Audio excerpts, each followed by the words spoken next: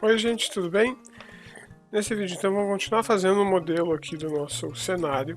O modelo que a gente vai dar uma olhadinha hoje vai ser o NES aqui, né? Fazer este carinha aqui, certo?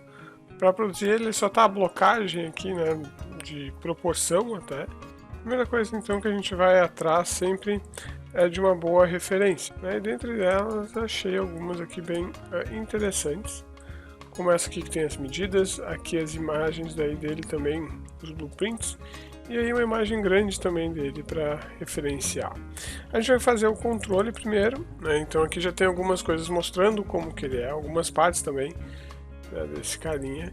É importante a gente entender como que ele é composto para que eu possa... Opa! Queria só desenhar por cima. Como é composto, né? Então a gente sabe que isso aqui é uma peça completamente separada, isso aqui peça separada, daí o resto é tudo uma única peça quadradona, basicamente, aqui. Então esse cara tem este comportamento. O que isso quer nos dizer? Que a gente vai simplificar a caixa e depois da caixa a gente vai fazer as partes separadas aqui com maior definição se a gente precisar. Acredito que essa região a gente não vai precisar, mas essa aqui provavelmente sim, para a gente ter uma definição maior. Aqui tem mais algumas fotos do controle. Ó. O controle tem a sensação, por exemplo, que ele não é 100% reto aqui, né? Ele é um pouquinho na diagonal. Então tem esse comportamento, aí tem aquele vínculo no centro, aí sim ele sai aqui. Aqui seria a tecla dele um pouquinho levantado ali. Então essas coisas a gente tem que colocar também no modelo. Esses aqui parecem ser um relevo reto. Este cara parece um pouquinho abaloado, assim, bem sutil o abaloamento dele. Essa parte aqui é única também aqui na frente. Aqui ele tem uma divisão no centro. Tem mais essa quina e o lugar onde sai o fio aqui que conecta ao console. Então, isso são coisas que a gente pode fazer separado. Esses objetos que a gente estava comentando. Então é interessante a gente, antes de iniciar o modelo, tentar entender como ele funciona, como ele se comporta, para fazer da melhor forma possível, né, para não ter retrabalho depois, ou qualquer coisa do gênero. Então a gente entender como ele funciona é muito importante também na hora de fazer a modelagem. A gente ter um planejamento de como vai funcionar o nosso modelo.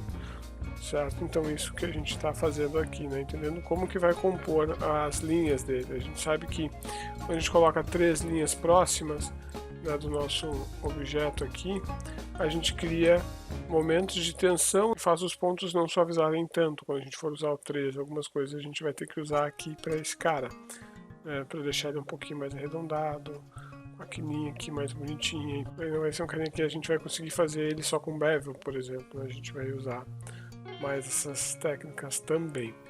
Então, junto com isso tem essa outra imagem que é do controle, um blueprint do controle, né, que permite a gente ver direitinho como ele é, da mesma forma como tem o console também aqui para a gente fazer depois, e também um blueprint do console em si aqui. Vamos começar então, voltar aqui no Maya. A gente vai pegar um por um deles, né? Vamos fazer eles aqui. Então a gente vai pegar o NES base, esse carinha, apertar para cima para pegar o grupo, salvar ele como um novo nome. Aqui na nossa aula 14, então, vamos chamar NES B01. Salvar ele. Porque a gente salvar ele aqui, também a gente já pode fazer o seguinte: select inverse, deletar todo o resto, fica só com um grupo do NES. O eixo dele tá fora aqui, né? Ele tá aqui, vamos botar ele no 0 e posicionar esses carinhas aqui, todos eles no 0. Como agora a gente vai modelar ele um por um, não tem problema a gente tirar as configurações, a gente ajusta elas depois adequadamente. Tanto que agora está um dentro do outro aqui. Se apertar no 4 a gente... Opa! Se apertar no 4 eu vejo o controle dentro da caixa dele aqui. Então agora aqui a gente vai ajustar um pouco, botar o NES aqui nesse cara, DL save, tirar fora e aqui também botar ele numa layer, VL, Mass Control.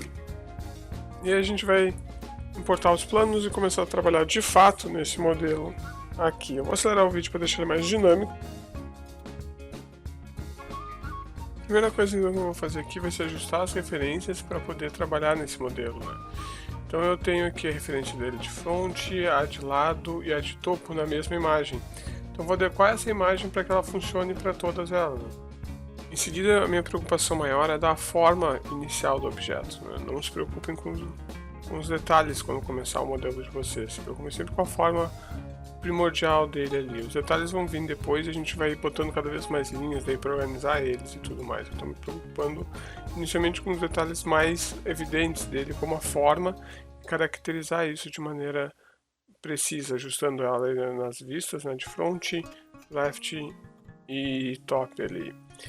Em seguida aqui eu começo com um objeto completamente separado e fazendo um quarto só para fazer o direcional, né? Não preciso mais do que isso para fazer ele. Então, iniciamos sempre da forma mais simples, buscando encontrar a forma primeiro e depois a gente vai botando os detalhes. Então, deixando ele com menos linha possível e organizando elas para funcionar. Uma vez encontrada a forma, aí sim a gente pode usar o mirror para fazer o espelhamento e tudo mais, né? Não se preocupar muito com isso no momento. Encontrar a forma, ver ele encaixar, tirar as linhas de meio ali, principalmente, continuar testando com 1 e 3 o tempo todo. Aqui eu começo a usar uma ferramenta, depois de utilizar o mirror, que é o Edit Mesh Circularize.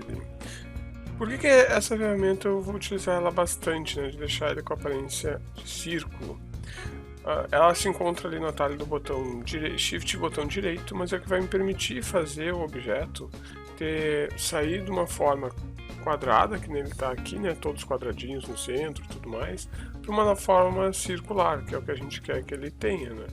Então ali para que eu possa puxar e fazer o extrude na área central, eu quero que ele tenha um comportamento de círculo ali, então a gente vai corrigir isso dessa forma.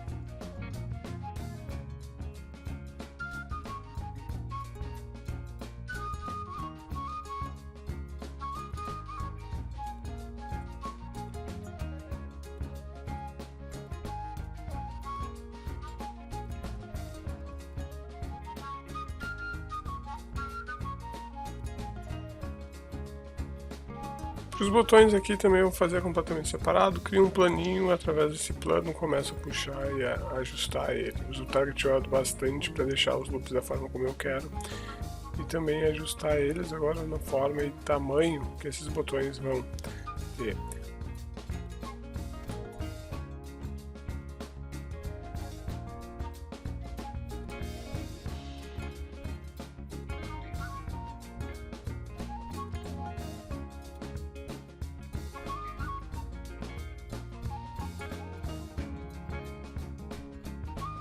Uma coisa que eu faço nesses botões do Start Select, também nos botões A e B, é na hora de duplicar eles, utilizar o Duplicate Special.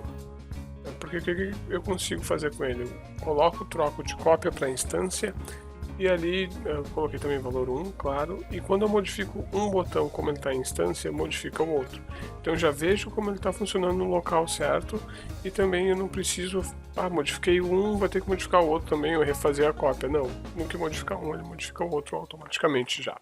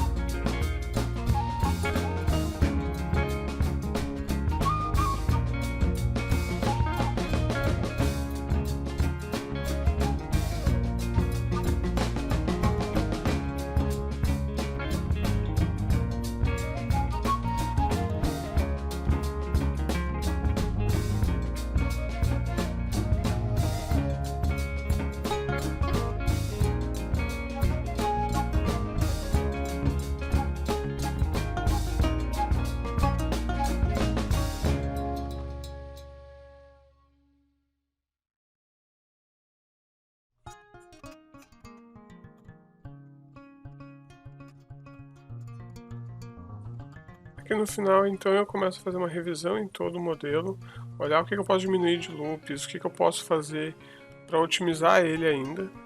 Então, separar pela quantidade de tipos que eu tenho aqui, né, os tipos que temos das coisas ali, e começar a unir algumas partes para poupar tempo também lá na criação do material. Tirei, né, ele aqui, então tive que refazer uma cópia simples para poder unir ele todo de acordo com os materiais que tem ali. Então cada objeto agora está separado pelo seu material, pela forma como ele vai trabalhar, facilitando também o processo depois de criação das texturas e tudo mais. E sigo fazendo um processo de limpeza também no modelo, para deixar ele mais otimizado, tirando linhas que são desnecessárias, organizando umas linhas que a gente criou para fazer conexões mais rápidas ali e tudo mais que não são mais necessárias. Então mantenho só as que são estritamente necessárias para o modelo funcionar, o resto a gente deleta para deixar ele sempre mais otimizado.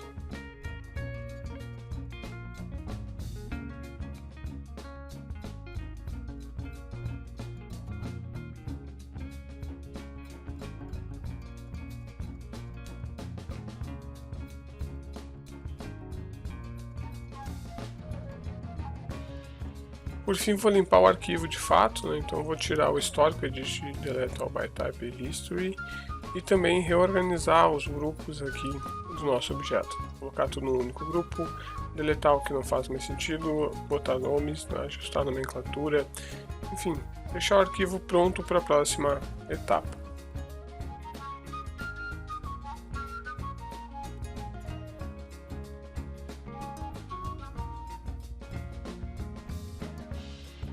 Então esse foi o resultado do nosso modelo. Nosso arquivo agora está limpo, pronto para o próximo, né? Organizado também as layers ali de display, organizado o grupo, tudo certinho para o próximo passo. Até mais!